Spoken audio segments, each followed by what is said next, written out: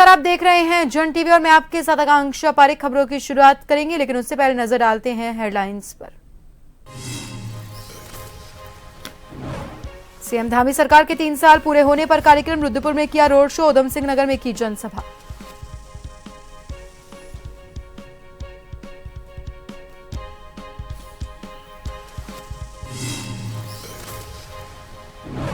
केंद्रीय मंत्री रामदास अठावले का देहरादून दौरा, यूसीसी पर कहा यह कानून हिंदू और मुस्लिमों को जोड़ने वाला, 2027 में फिर से बनेंगे धामी मुख्यमंत्री।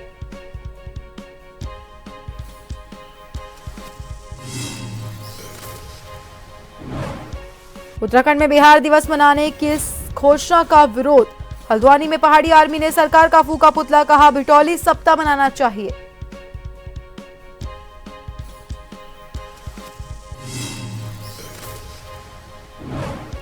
देहरादून के डोईवाला टोल प्लाजा पर हादसा, बेकाबू डंपर ने 3 वाहनों को रौंदा, 2 की मौत, पुलिस ने वाहनों में फंसे लोगों को निकाला।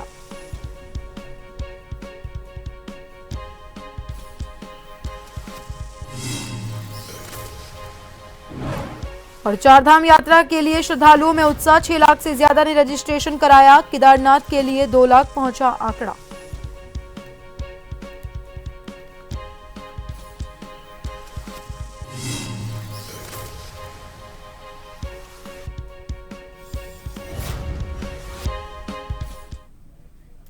और सबसे पहले बात करते हैं प्रदेश की धामी सरकार के 3 साल पूरे होने के बारे में।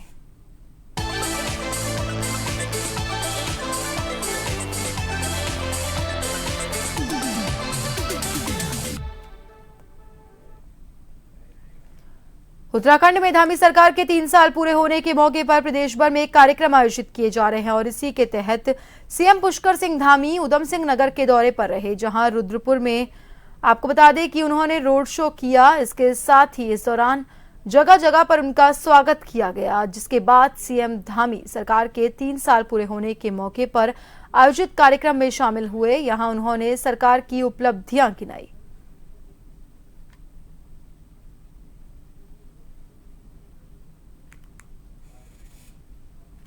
आपके उस विश्वास पर हमारी सरकार खरा उतर रही है। भाइयों बहनों, इन 3 वर्षों में आदरणीय प्रधानमंत्री श्री नरेंद्र मोदी जी के मार्गदर्शन में हमारी सरकार ने प्रदेश में सेवा, सुशासन और विकास की एक नई गाथा लिखने का प्रयास किया है। हमने अपने कार्यकाल में एक और जहां शहरों से लेकर सुदूरवर्ती क्षेत्रों तक सड़कों से जोड़ने का प्रयास किया है, वहीं उड़ान योजना के माध्यम से प्रदेश के लगभग दर्जन भर नगरों के लिए हेली सेवा की शुरुआत कर प्रदेश की एयर कनेक्टिविटी को भी मजबूती प्रदान किया है। धामी सरकार के 3 साल पूरे होने पर जहां प्रदेश भर में विभिन्न कार्यक्रमों का आयोजन किया गया, इस दौरान उत्तराखंड पहुंचे केंद्रीय राज्य मंत्री रामदास अठावले ने कुछ अलग अंदाज में पुष्कर सिंह धामी के 3 साल पूरे होने पर अपनी बात रखी और मुख्यमंत्री के इस कार्यकाल की तारीफ भी की। आपको बता दें, केंद्रीय मंत्री रामदास अठावले से जब प्रदेश में मुख्यमंत्री पुष्कर सिंह धामी के 3 साल के कार्यकाल को लेकर सवाल पूछा गया तो उन्होंने कहा सीएम पुष्कर सिंह धामी राज्य में बेहतर काम कर रहे हैं और इसीलिए उन्होंने अपने बेहतर कार्यों के साथ इन 3 सालों को पूरा किया है। पुष्कर चंद धामी जी की बहुत ही सीधी है चाल, पुष्कर चंद धामी जी की बहुत ही सीधी है चाल, इसलिए उन्होंने पूरे किए ये 3 साल। 3 साल उन्होंने पूरे किए, अभी 5 साल भी पूरे करेंगे और जब 2 साल में 27 में जब चुनाव आएगा तब भी यहाँ बीजेपी की सरकार आएगी, ऐसा हमें पूरा विश्वास है। सीएम पुष्कर सिंह धामी के 3 साल के कार्यकाल पर बोलते हुए केंद्रीय मंत्री रामदास ने कहा समान नागरिक संहिता को देश में सबसे पहले मुख्यमंत्री पुष्कर सिंह धामी ने अपने प्रदेश में लागू करवाया है। इस पर केंद्रीय मंत्री ने अपने अपने अंदाज में जोड़ते हुए केंद्रीय मंत्री बोले जो निर्णय लेने में है नामी, उनका नाम पुष्कर सिंह धामी। केंद्रीय मंत्री ने कहा पुष्कर सिंह धामी ने जो समान नागरिक संहिता कानून पास किया है वो हिंदू और मुसलमानों को जोड़ने वाला है और इसीलिए ये निर्णय लेना ही चाहिए था। समान नागरिक कानून जो है, मुझे लगता है कि समान नागरिक कानून पुष्कर सिंह धामी जी की सरकार ने पास किया है और बहुत सालों से हिंदू समाज की मांग है कि भाई समान नागरिक कानून होना चाहिए और इसमें इस कानून नहीं होने से हिंदू मुसलमानों में दरार पैदा होती है। हिंदू को लगता है कि भाई हमारे लिए कानून उनके लिए कानून नहीं है, इसीलिए मुस्लिम कम्युनिटी ने कानून हमारे विरोध में ऐसा नहीं समझना चाहिए, क्योंकि अपने को पॉपुलेशन कम करनी है। अभी हम आज़ादी मिली तब 37 करोड़ हमारी पॉपुलेशन थी, अभी इतने 75 सालों में 140 तक हम पहुँचे हैं। इसीलिए आज पूरे दुनिया में भारत पॉपुलेशन में नंबर 1 है, चाइना को भी पीछे हमने छोड़ दिया है।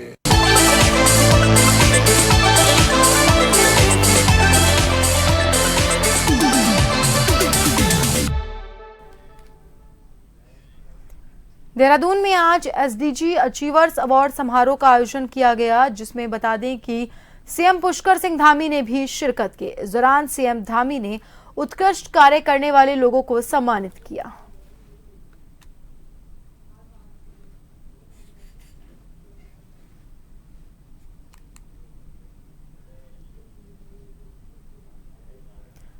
देहरादून में विश्व क्षय रोग दिवस पर स्वास्थ्य विभाग ने कार्यक्रम का आयोजन किया, जिसमें स्वास्थ्य मंत्री धन सिंह रावत ने शिरकत की और कहा कि भारत सरकार का लक्ष्य है कि साल 2025 तक भारत को टीबी मुक्त किया जाए। उसी क्रम में उत्तराखंड सरकार ने भी इस लक्ष्य को पूरा करने का संकल्प लिया है।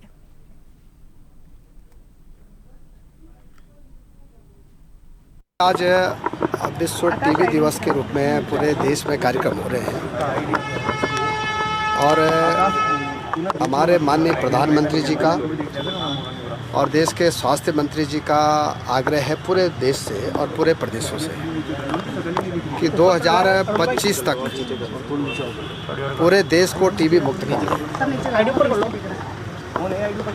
हमारे प्रदेश में हमारे महामहिम राज्यपाल जी और हमारे मुख्यमंत्री जी और हमारे सभी माननीय जितने भी जनप्रतिनिधि हैं और जितने भी सामाजिक संगठन, मैं उन सब का धन्यवाद देना चाहता हूं कि सब लोगों ने एक दो टीबी के मरीज गोद ले रखे। हमारा प्रदेश जो है अभी तक 5000 से ज़्यादा राजस्व गाँव को टीबी मुक्त कर चुका है।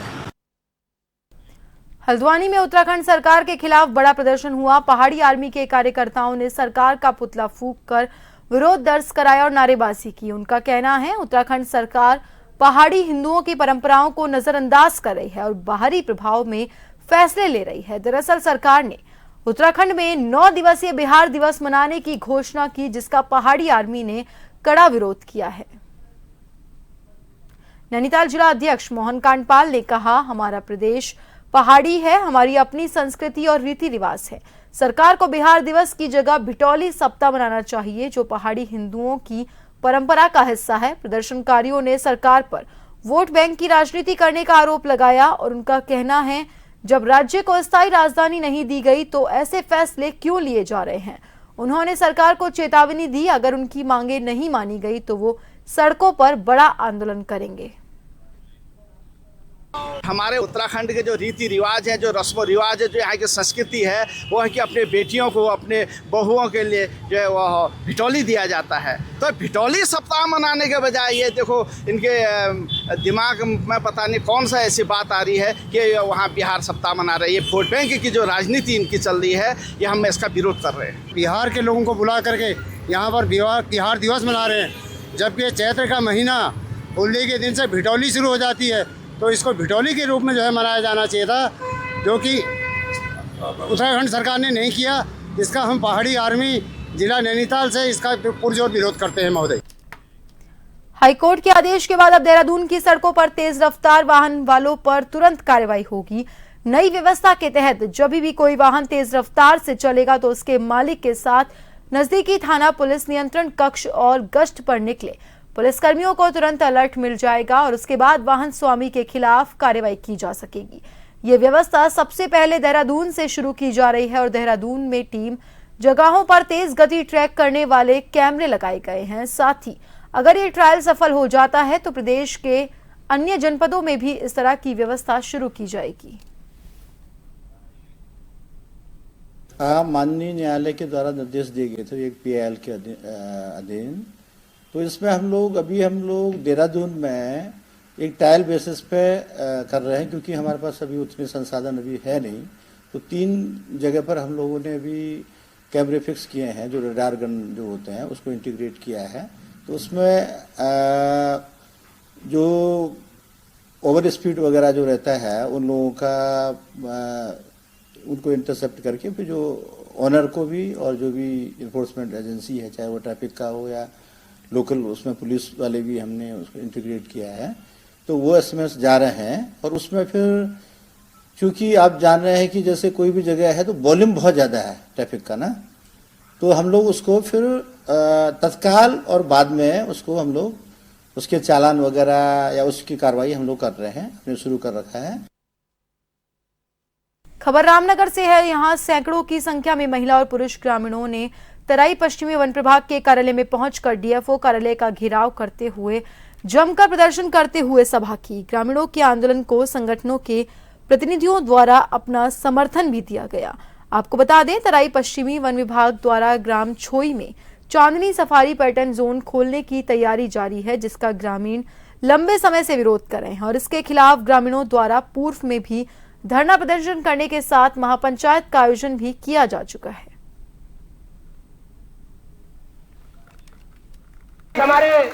हमारे द्वारा क्षेत्र में महापंचायतें करी गई और जनप्रतिनिधियों के जो है हस्ताक्षर के साथ पत्र DFO को महोदय को जो है यहाँ पे दिए गए, लेकिन उसके बावजूद भी DFO महोदय को हमारे समझ में नहीं आ रहा है कि इस चांदनी प्रस्तावित जोन से ऐसा क्या लगाव है कि ये बार बार उस प्रस्तावित जोन को खोलने के लिए लगातार दबाव बना रहे हैं और अन्य माध्यमों से कभी वो किसी को गांव में भेजते हैं कि आप लोग आइए साइन करवाइए प्रस्ताव को इस पर आगे। लेकिन आप देख रहे होंगे भारी संख्या में आज जो है किसानों ने और ग्रामीणों ने आज जो यहाँ पे घेराव किया है। मानवीय दखल जानवरों के जंगल के अंदर बढ़ रहा है और जिस कारण जानवर जो है हमारे घरों में, गोठों में, हमारे गाँव में हमारे फसलों को नुकसान पहुँचा रहा है। वन्यजीव संघर्ष लगातार बढ़ता जा रहा है और एक नया गेट चांदनी सफारी जोन जो छोई में खुलने जा रहा था, लगातार हम इसका विरोध कर रहे हैं। कई हमने महापंचायतें कर ली हैं, कई गाँव में हमने धरना प्रदर्शन भी किया, लेकिन सरकार के कानून में जू नहीं रेंग रही है।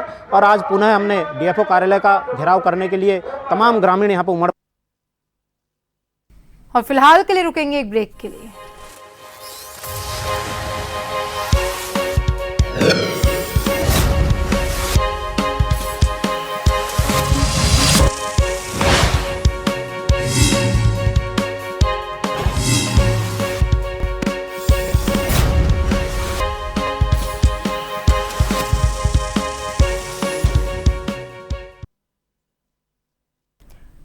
ब्रेक के बाद एक बार फिर से आप सभी का स्वागत है। बढ़ते हैं अगली खबर की ओर। डोईवाला स्थित लच्छीवाला टोल प्लाजा पर जहां लगातार रोड हादसे थमने का नाम नहीं ले रहे, तो वहीं आज देहरादून हरिद्वार नेशनल हाईवे लच्छीवाला स्थित टोल प्लाजा पर एक बार फिर देहरादून की ओर से आ रहे खनन सामग्री के डंपर ने 3 कारों को टक्कर मारते हुए एक कार को बुरी तरह से अपनी चपेट में ले लिया, जिनमें से एक कार ट्रक के आगे फंसी हुई टोल प्लाजा के पोल और ट्रक के बीच जाकर पिचक गई। सूचना मिलते ही डोईवाला के स्थानीय पुलिस के साथ SDRF की टीम मौके पर पहुंची और लगातार 2 से 2.5 घंटे के रेस्क्यू के बाद कटर के द्वारा काटकर 2 व्यक्तियों के शवों को बाहर निकाला।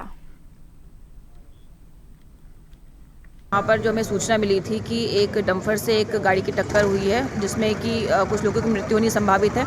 इस सूचना पर जब यहाँ पर पहुँचे तो ये पता चला कि एक डंपर था जिसने कि 3-4 गाड़ियों को टक्कर मारी थी। बाकी सब लोग तो सुरक्षित थे, लेकिन जो एक गाड़ी थी वो पूरी तरह से क्रश्ड हो गई और क्रश होने की वजह से उसमें जो 2 व्यक्ति बैठे थे उनकी मौके पर ही मृत्यु हो गई। तो इसका जो अभी हादसे का कारण लग रहा है, इसमें संभावित है कि ओवर स्पीड या फिर ब्रेक फेल होना ये कारण हो सकते हैं। बाकी मौके पे यहाँ पे NH की टीम भी है और यहाँ पर ARTO भी है, उनसे भी वार्ता की गई है। तो अभी जो भी कारण होगा जांच का, वो जांच का विषय है। लेकिन ये जो हादसा है इसमें 2 लोगों की मृत्यु होना पता चला है और साथ ही इसमें जो डंपर का ड्राइवर है उसे अरेस्ट कर लिया गया है। सुबह बहुत ही दुखद घटना हुई है और इसमें 2 व्यक्तियों की मृत्यु हुई है। और यहाँ पर ये टोल प्लाजा में जो डंपर था जो खनन सामग्री को लेके आ रहा था, ओवरलोड बताया जा रहा है और बहुत स्पीड से वो चल रहा था और उसके कारण जो है यहाँ पर 2 लोगों की मासूमों की मौत हुई है। और मैं यहाँ पे टोल प्लाजा में मैं यहाँ देख रहा हूँ कि आज ये पहली घटना नहीं है। लगातार जब से टोल प्लाजा यहाँ पर बना है तब से हमेशा घटनाएं हो रही है। और मैंने इस संबंध में NH के डायरेक्टर को भी कहा है, RTO को भी कहा है कि आप रोड सेफ्टी के लिए इसमें कार्रवाई करवाइए, जिसमें जितने भी सुरक्षा हो सके लोगों को, वरना यहाँ पर हमेशा नित्य दिन हमेशा एक्सीडेंट हो रहे हैं और ये टोल प्लाजा जो यहाँ पर है यहाँ से शिफ्ट होना चाहिए। पहाड़ में शराब की दुकान खोलने को लेकर लोगों में आक्रोश है। अल्मोड़ा के पर्यटन नगरी रानीखेत विधानसभा पहुंचने पर पूर्व राज्यसभा सांसद प्रदीप टमटा ने प्रदेश में भाजपा सरकार पर आरोप लगाया कि ग्रामीण अंचलों में शराब की दुकान खोले जाने को गलत बताया और कहा कि भाजपा सरकार सिर्फ शराब कारोबारियों को बढ़ावा दे रही है। भाजपा सरकार को जनता के मुद्दों जैसे स्वास्थ्य, बेरोजगारी, पलायन, शिक्षा, महंगाई जैसे मुद्दों पर शून्य है। रानीखेत विधानसभा में ग्रामीण क्षेत्रों में जगह जगह शराब की दुकानें खोली जा रही है, जिसकी कांग्रेस पार्टी कड़ी निंदा करती है और शराब की दुकानों का पुरजोर विरोध करती है। प्रदेश के कथित धामी धाकड़ में इस राज्य को शराब माफियाओं, खनन रेत में बजरी माफियाओं के हाथों में बेच दिया, जबकि प्रदेश के नौजवान रोजगार की लड़ाई लड़ रहे हैं, स्वास्थ्य सेवाएं बदहाल हैं, तमाम डिस्ट्रिक्ट हॉस्पिटलों में चिकित्सकों की कमी है, उनको प्राइवेट हाथों में दिया जा रहा है, शिक्षा के मंदिरों में अध्यापकों की कमी है, महिलाओं पर अत्याचार बढ़ रहे हैं, दलित वंचित वर्ग के हकों पर डाका जला रहा है, छात्रवृत्तियां समय पर नहीं मिल रही है। सरकार का ध्यान इन बातों पर होना चाहिए था, लेकिन दुख के साथ कहना पड़ रहा है कि इस प्रदेश में शराब की बेतहाशा, और मैं समझता हूँ धामी जी ने 27 का चुनाव इसी शराब की कमाई से, हराम की कमाई से लड़ने का फैसला ले लिया। उत्तराखंड में चारधाम यात्रा के लिए 3 दिन के अंदर 6 लाख से ज्यादा श्रद्धालु ऑनलाइन रजिस्ट्रेशन कर चुके हैं। इसमें सबसे ज्यादा 1,95,709 श्रद्धालुओं ने केदारनाथ धाम की रजिस्ट्रेशन कराए, तो वहीं दूसरे नंबर पर भगवान बद्रीनाथ धाम के लिए 1,85,377 श्रद्धालु अब तक पंजीकरण करा चुके हैं। गंगोत्री धाम के लिए 1,12,933 और यमुनोत्री धाम के लिए 1,09,824 श्रद्धालु पंजीकरण करवा चुके हैं, जबकि हेमकुंड साहिब के लिए 6,525 श्रद्धालुओं ने पंजीकरण कराया है।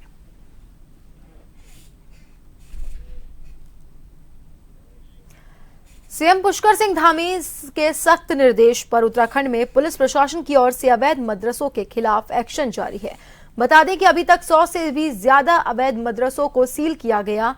अवैध मदरसों के साथ ही सरकारी जमीन पर अतिक्रमण बनाई गई मज़ारों पर भी प्रशासन की पैनी नजर बनी हुई है और इसको लेकर एक बार फिर मुख्यमंत्री ने अतिक्रमण करने वालों को चेताया है। उन्होंने कहा, अवैध अतिक्रमण, अवैध मजारें और जो भी अवैध है सबको वैध रूप में लाया जाएगा और जब तक ये अतिक्रमण पूरी तरीके से नहीं हटेगा तब तक ये अभियान भी जारी रहेगा।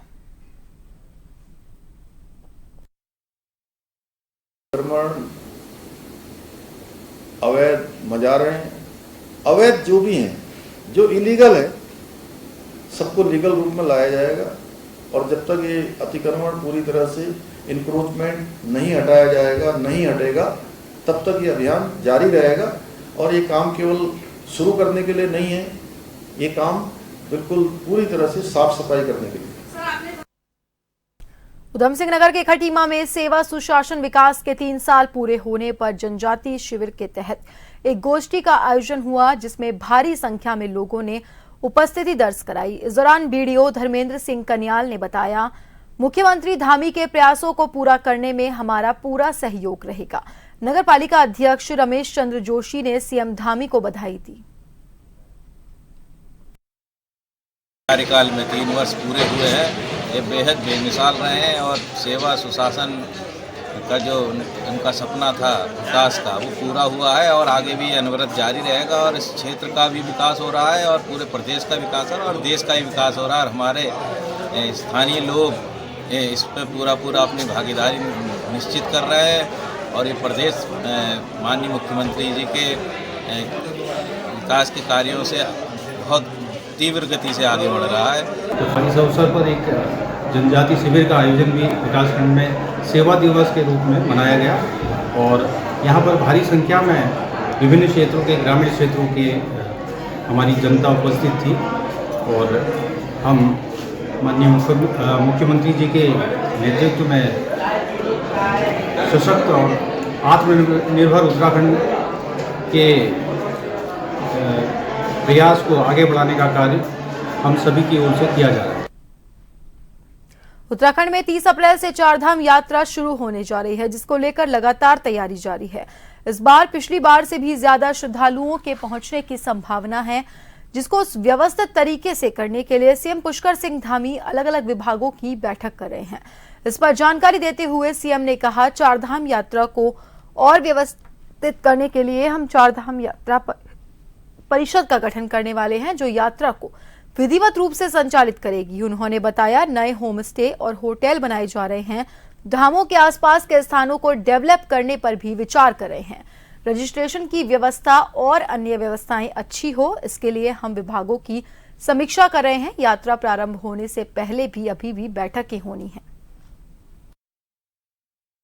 यात्रा का शुभारंभ होता है वो एक हमारा बहुत पीक आवर्स होता है। 1-1.5 महीने का जो समय है, उस कालखंड में आसपास के क्षेत्रों में भी जो देव स्थानों के आसपास के, धामों के आसपास के स्थान हैं, उनको हम डेवलप करने पर भी विचार कर रहे हैं। रजिस्ट्रेशन की व्यवस्था और अच्छी हो, यात्रा का और अच्छी व्यवस्थित तरीके से यात्रा हो, उन सभी पर विचार करके प्रत्येक विभाग वाइज हम लोग लगातार उसकी समीक्षा कर रहे हैं। अभी यात्रा प्रारंभ होने से पहले अभी और भी हमारी बैठकें होंगी, जिसका क्रम लगातार अनवरत रूप से जारी है।